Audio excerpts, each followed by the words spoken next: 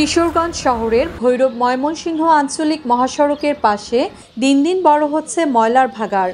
তীব্র দুর্গন্ধে দূষিত হচ্ছে চারপাশের পরিবেশ, নষ্ট হচ্ছে ফসলি জমির উর্বরতা।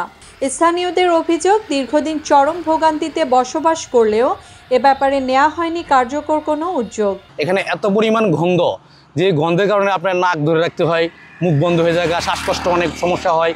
এবং ইভেন আপনার জেলখানা মোড়ে যদি বসে থাকে মানুষ, আমরা বসে থাকি, তখন এখানে বাতাসের গন্ধটা এখানে গিয়ে ছড়ানোর ক্ষেত্রে আমাদের অনেক ভোগান্তিতে হয়, যা মনে করি এটা নিতে পারি না।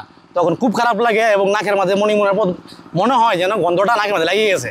যেন এই ধরনের প্রবলেম আমাদের পড়তে হয়, চরম পরিমাণ কষ্ট হয়, যেটা আমি বুঝি না পৌরসভার লোক কেন আমাদের এখানে আইনে এইগুলো ফেলতেছে। গত একটা কোরবানি ঈদ গেছে, আমরা শান্তিমতো ঈদটা পর্যন্ত করতে পারি নাই। শহরের যত এই যে গরুর লেজ, তারপরে যে কান, এগুলা আমাদের বাড়ির পাশেই যেন জায়গা পাইছে এনে ফেলা হয়ে গেছে। আমরা বারবার অনেক দিনের জন্য চেষ্টা করছি, চেষ্টা করে কোনো ফল পাইতেছি না। ভাত লইয়া বইলে কাবার বইলে যে গন্ধের কারণে সময় ভাত লইয়া যাওয়ান লাগে। আমাদের মেহমান আইতো চাইলে 5 দিনের লাগে আইলে 1 ঘন্টা থেকে জায়গা, আমরা কোনো জায়গা গিয়ে পরিচয় দিতে পারি না। বর্তমানে আমরা পরিচয় দিই যে আপনাদের বাড়ি কোনটা, আমরা কই মেতরফুটি। এলাকাবাসী ও পথচারী ছাড়াও পৌরসভার বিভিন্ন ওয়ার্ড থেকে এখন প্রতিদিন 20 থেকে 25 ট্রাক বর্জ্য এনে ফেলা হয় মহাসড়কের পাশে।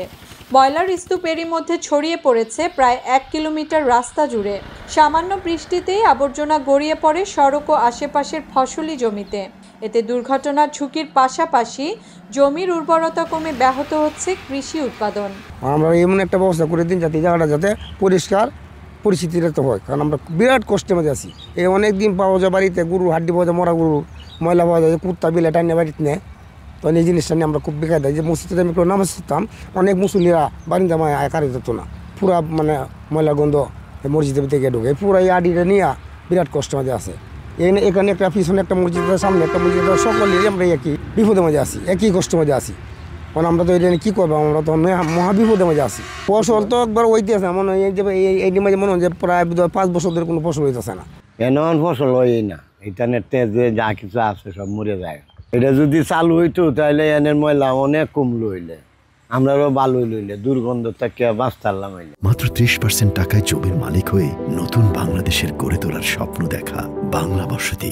2021 সালের মে মাসে এশীয় উন্নয়ন ব্যাংক এডিবির অর্থায়নে আধুনিক বর্জ্য ব্যবস্থাপনার জন্য কিশোরগঞ্জ জেলা সদরের খিলপাড়া এলাকায় কিশোরগঞ্জ ভৈরব আঞ্চলিক মহাসড়কের পাশে 4 একর জমিতে নির্মিত হয় অত্যাধুনিক স্যানিটারি ল্যান্ডফিল প্রকল্প।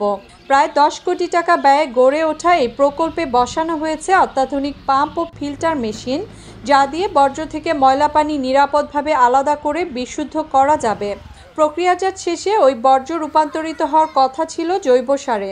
2022 সালের শেষের দিকে ঠিকাদারি প্রতিষ্ঠান কাজ শেষ করে পৌরসভার কাছে হস্তান্তর করলেও আজও চালু হয়নি প্রকল্পটি।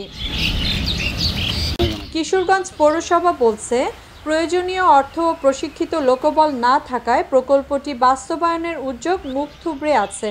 এটি চালু করতে দীর্ঘমেয়াদী পরিকল্পনার পাশাপাশি সমস্যা সমাধানে দ্রুত প্রয়োজনীয় উদ্যোগ নেওয়ার কথা জানান পৌর প্রশাসক। সরেজমিনে পরিদর্শন করি, কর্মকর্তাদের সাথে অন্যান্যদের সাথে নিয়ে পরিদর্শন করে এটার সত্যতা পাওয়া যায়, যার ফলে আমি তৎক্ষণাৎ ওখান থেকে সরিয়ে নিয়ে আমাদের ডাম্পিং যে গ্রাউন্ড আছে সেখানে ফেলার ব্যবস্থা গ্রহণ করি।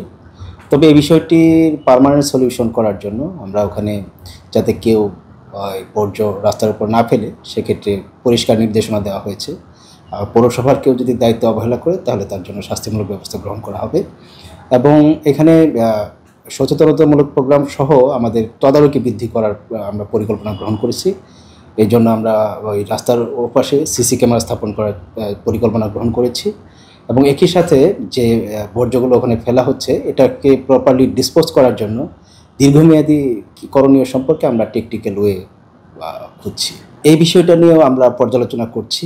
যদি ফিজিবিলিটি ঠিক থাকে তাহলে ইনশাআল্লাহ আমরা দ্রুত একটা পদক্ষেপ গ্রহণ করব। স্থানীয়রা চান ময়লা ডাম্পিং বন্ধ করে পরিবেশ ও ফসল নিরাপদ রাখতে নেওয়া হোক কার্যকর পদক্ষেপ। তাই কেবল প্রতিশ্রুতি নয়, এখনই কাজ শুরু করা জরুরি বলে মনে করছে পথচারী সহ এলাকাবাসী। মুসলিমা জাহান মিতু, বাংলা এডিশন।